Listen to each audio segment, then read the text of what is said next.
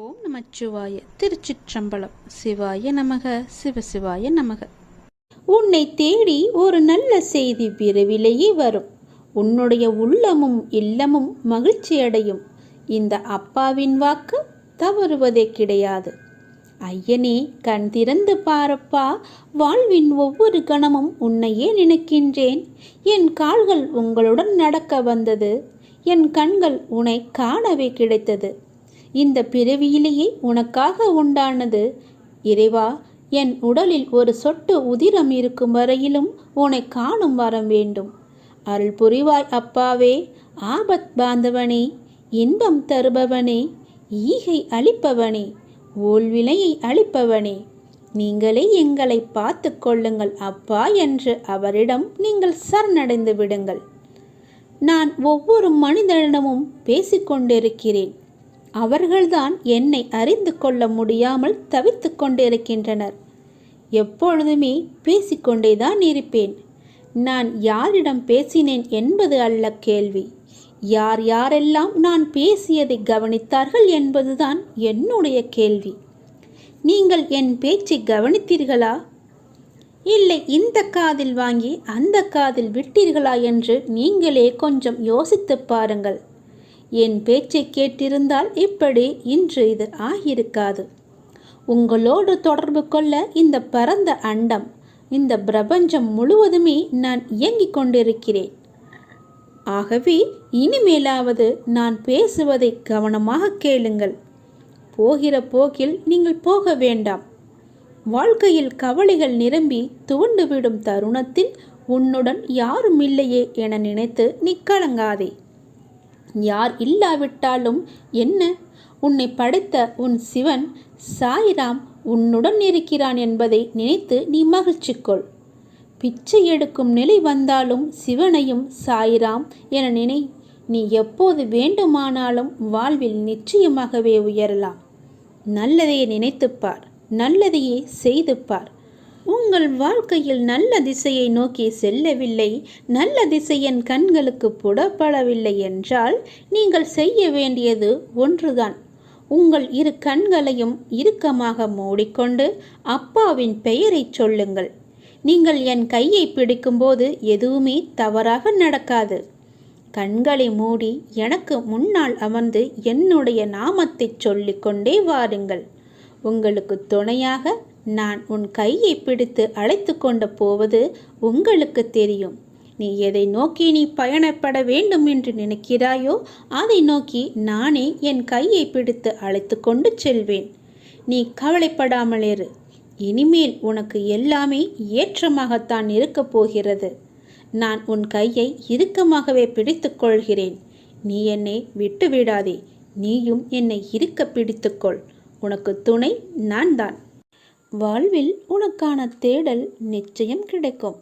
அதற்காக உன்னுடனே நான் துணை நிற்பேன். நீ எதற்குமே கலங்காதே.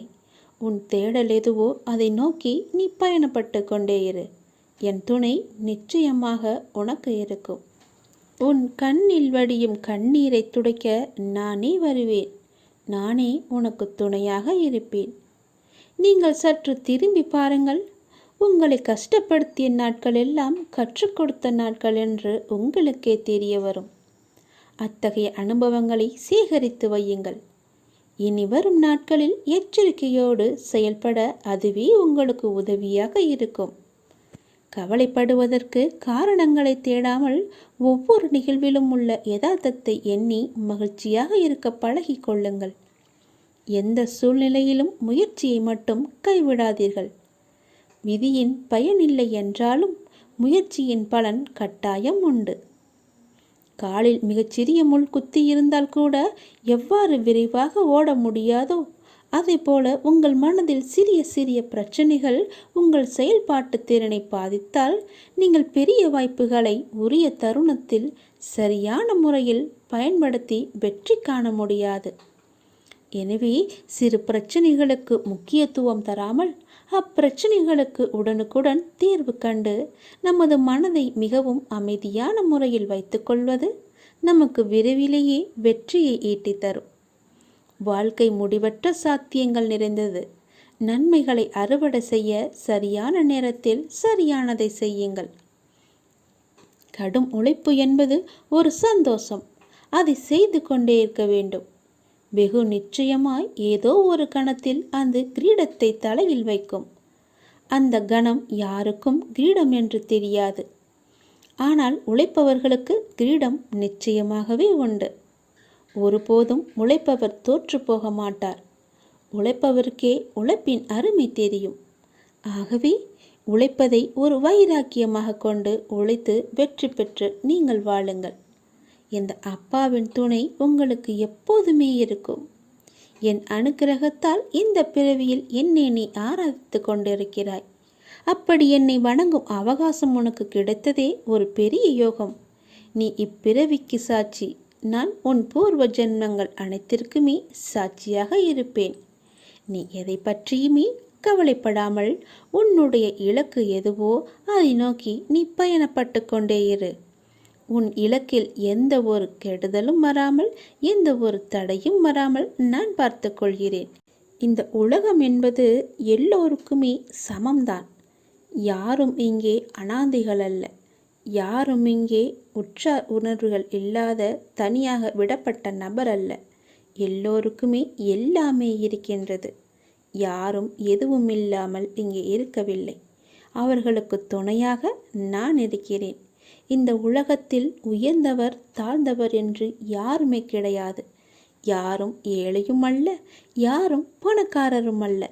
யாரும் உயர்ந்த ஜாதியும் அல்ல, யாரும் தாழ்ந்த ஜாதியும் அல்ல. யாரும் யாரை விடவும் உயர்ந்தவர் என்றோ தாழ்ந்தவர் என்றோ மதிப்பு மிக்கவர் என்றோ அறிவானவர் என்றோ அழகானவர் என்றோ உங்களையும் நீங்கள் மற்றவர்களையும் நினைக்க வேண்டாம். இந்த பூமியில் ஒவ்வொரு மனிதர்களுமே சிறப்புக்குரியவர்தான். அனைவருமே தத்தம் துறைகளில் சிறப்பானவர்களே. வெட்ட வெளியில் உச்சி வெயிலில் வியர்வை சிந்த நிலத்தில் உழைத்து களைப்பவர்கள் ஆணாக இருக்கட்டும் பெண்ணாக இருக்கட்டும், யாவருக்குமே எல்லோருக்குமே உள்ளதை போல் சுயமரியாதை, கோபம், வலி, மகிழ்ச்சி, பசி, உறக்கம், இழிச்சொல்லின் வலி, புறக்கணிப்பின் வலி போன்ற தனி மனித உணர்ச்சிகள் அத்தனையும் அனைவருக்குமே உண்டு. அவர்களும் மனிதர்கள்தான்.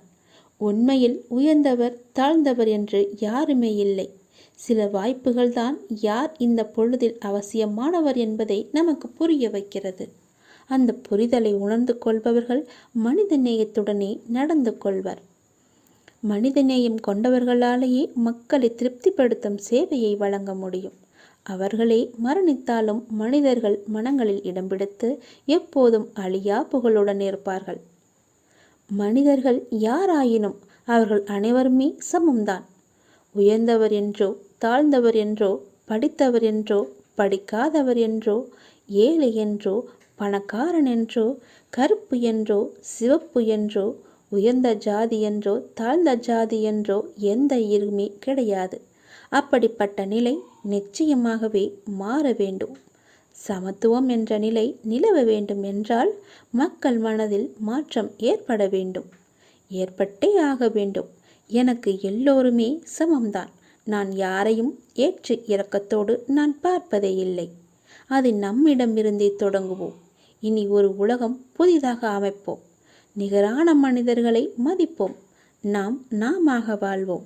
முதலில் மனிதனாக வாழ்வோம். நான் யாரையும் ஏற்றம் இரக்கம் கொண்டு பார்க்காமல் அனைவரையும் சமமாகவே பார்க்கிறேன். எல்லோருமே என்னுடைய குழந்தைகள்தான். நீங்களும் அப்படியே பாருங்கள்.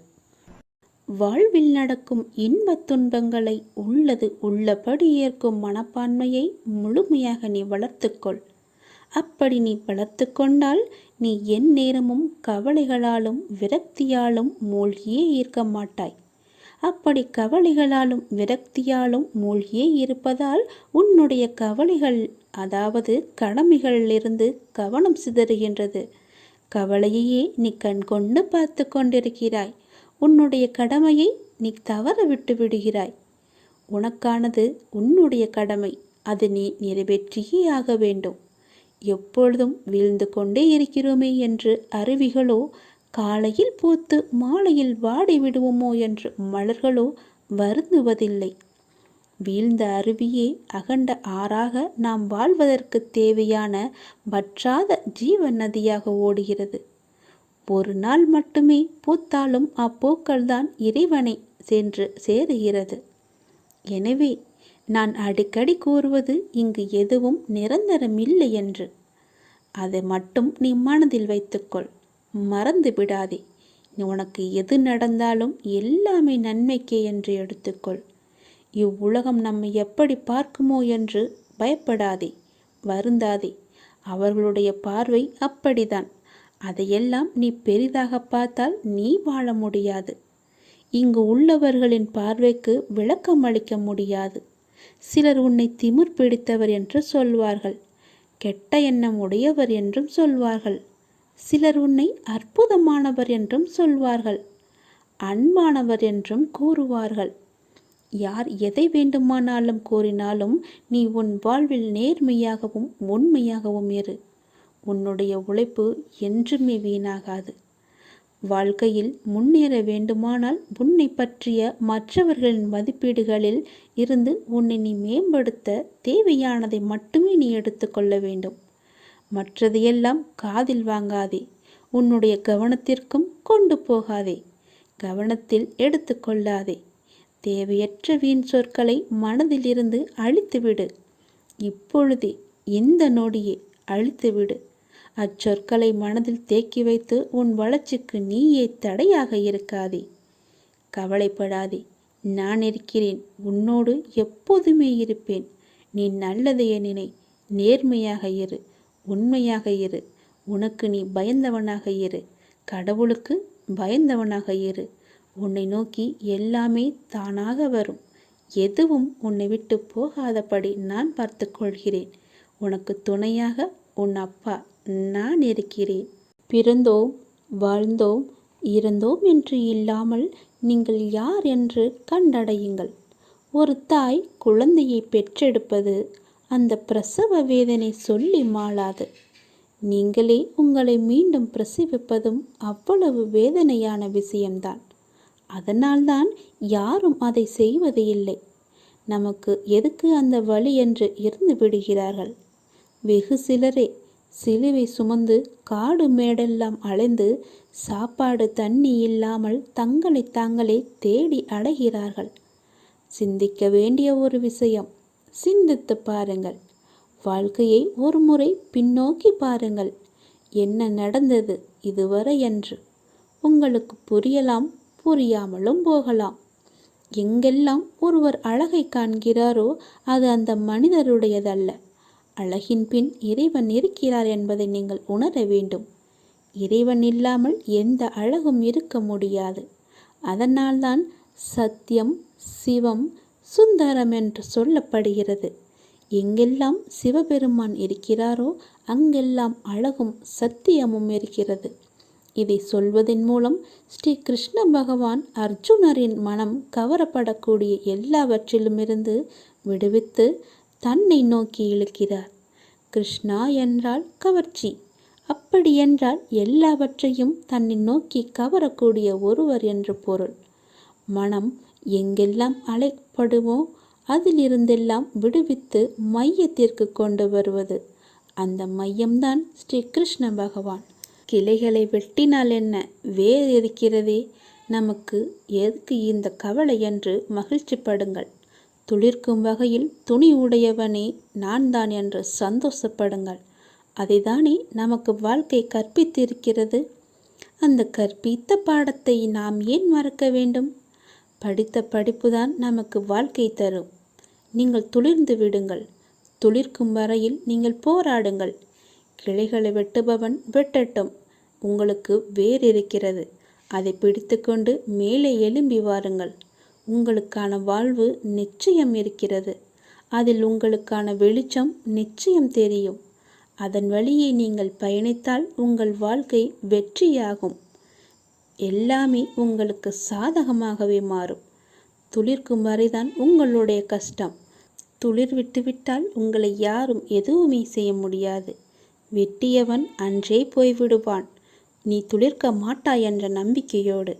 நீ என் மீது நம்பிக்கை வைத்திருப்பதால் நீ மீண்டும் துளிர் விடுவாய். வெற்றி உனக்குத்தான். தைரியமாக வா. மலைகளில் வெற்றிருக்கும் ஆண்டவன் கூட மக்களை தேடி பவனி வருகிறார். கவலைகளை விட்டு வெளியே வாருங்கள். நீங்கள் தோல்விகளை எண்ணி கவலை கொள்ளாதே. வெற்றியை நினைத்து நீங்கள் வெளியே வாருங்கள். வெற்றியும் உன்னை தேடி வரும். உழைத்து கொண்டே இருந்தால் சரிதானா? தன் மீது குப்பைகள் விழுவதை கடலால் தடுக்க முடியாது. ஆனால் அவைகளை தன் அலையின் சக்தியை கொண்டு தூக்கி தூர கரையில் வீச முடியும். அதுபோலத்தான் நம் மீது விழுகின்ற இழிச்சொல், பழிச்சொல் இவைகளையெல்லாம் நம்மால் தடுக்க முடியாது. ஆனால் அவைகளை அலட்சியப்படுத்துவதன் மூலம் தூக்கி தூர வீச முடியும். நீங்கள் ஒரு அலை போல இருங்கள். தோல்விகள், இழப்புகள் மெல்லவும் முடியாமல், விழுங்கவும் முடியாமல், ரசிக்க முடியாத பொழுதுகள், படிக்காமலேயே கசக்கி எறியப்பட்ட கனவு பக்கங்கள், இவையெல்லாம் இல்லாமல் போயிருந்தால் வாழ்க்கை பாடம் புகட்டப்பட்ட பக்குவப்பட்ட மனிதனாய் உங்களை நீங்கள் செதுக்கியிருக்க முடியாது. போராட்டங்களின் பின் பெற்றுக்கொள்ளும் எதுவும் பேரழகானது என்பதை அறிந்திருக்க மாட்டோம். தான் இளைப்பாற முடியாது என தெரிந்தும் நிழலுக்காக மரம் வைப்பவனே வாழ்வை உணர்ந்தவன். வெட்டி எறிந்தாலும் மீண்டும் வேரொன்றி வெட்டியவனுக்கே நிழல் தரும் மரம் போன்று மனம் வேண்டும் நமக்கு. புகழ்ந்தால் மயங்காமலும் இகழ்ந்தால் தளராத மனமும் வேண்டும். மூளையின் புத்திசாலித்தனத்தை விட இதயங்களின் தூய்மை சிறந்தது. தான் உயர வேண்டும் என நினைப்பவன் மனிதன். தன்னோடு இருப்பவர்கள் சேர்ந்து உயர வேண்டும் என நினைப்பவனே மாமனிதன். உலகம் என்ன நினைக்கிறது என்பதை பற்றியெல்லாம் கவலைப்படாதே. கொள்கை உணர்வுடன் வாழ்ந்தால் வெற்றி பெறுவது உறுதி. குத்திய பிறகுதான் முள் தெரிகிறது, தடுக்கிய பிறகுதான் கல் தெரிகிறது. ஆகையால் அனுபவங்கள் நம்மை அடுத்த நிலை நோக்கி வெற்றிகரமாய் அழைத்துச் செல்லும் உன்னத வழிகளே. அதை நீங்கள் மறந்து விடாதீர்கள். அனுபவங்களை எப்பொழுதுமே தூக்கி போட்டு விடாதீர்கள். அதை உங்களிடம் பத்திரமாக வைத்து கொள்ளுங்கள். என்றாவது ஒரு நாள் உங்களுக்கு அது தேவைப்படும். அந்த வழியை நீங்கள் போக வேண்டியிருக்கும். வீண் ஆடம்பரம் வேண்டாம். கடவுளை மட்டும் பூரணமாக நம்புங்கள். எல்லா பிரச்சனையிலும் இருந்தே நீங்கள் விடுபட்டு விடுவீர்கள். நிச்சயமாகவே நான் சொல்கிறேன். உங்களுடைய பிரச்சனை எதுவாக இருந்தாலும் நீயே பார்த்து கொள்ளுங்கள் என்று அவரிடம் ஒப்படைத்து விடுங்கள். அவர் உங்களை பார்த்து கொண்டுதான் இருக்கிறார். எல்லா ரூபத்திலும் அவர் உங்களை பார்த்து கொண்டுதான் இருக்கிறார். அவரை நீங்கள் நம்புங்கள். பரிபூரணமாக நம்புங்கள். உன் பிரச்சனை காணாமல் போய்விடும். நீ எதை எதிர்பார்த்து காத்திருந்தாயோ, எதை நான் பெற வேண்டும் என்று காத்திருந்தாயோ, அது உனக்கு கிடைக்கப் போகிறது விரைவாகவே.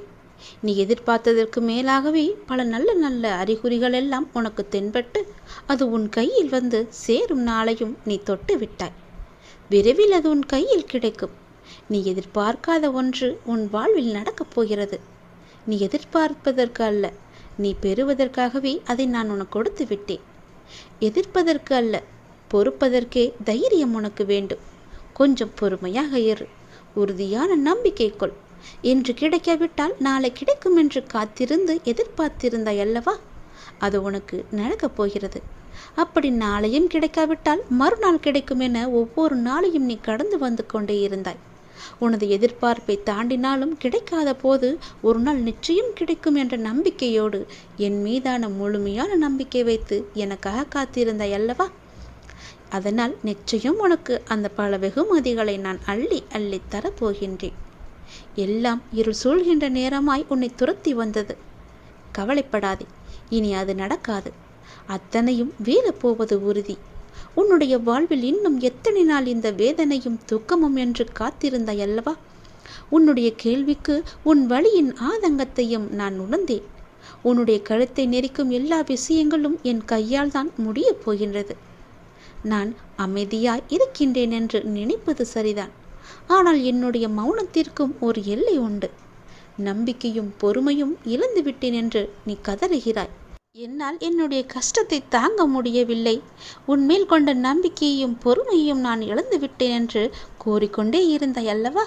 அதற்கான முற்றுப்புள்ளியை நான் வைத்து விட்டேன். உன் மூச்சை நீ இழந்து விட்டாயா? இல்லை அல்லவா? அப்படி இருக்கும்போது என்னுடைய நம்பிக்கையை மட்டும் ஏன் இழக்க துடிக்கின்றாய்?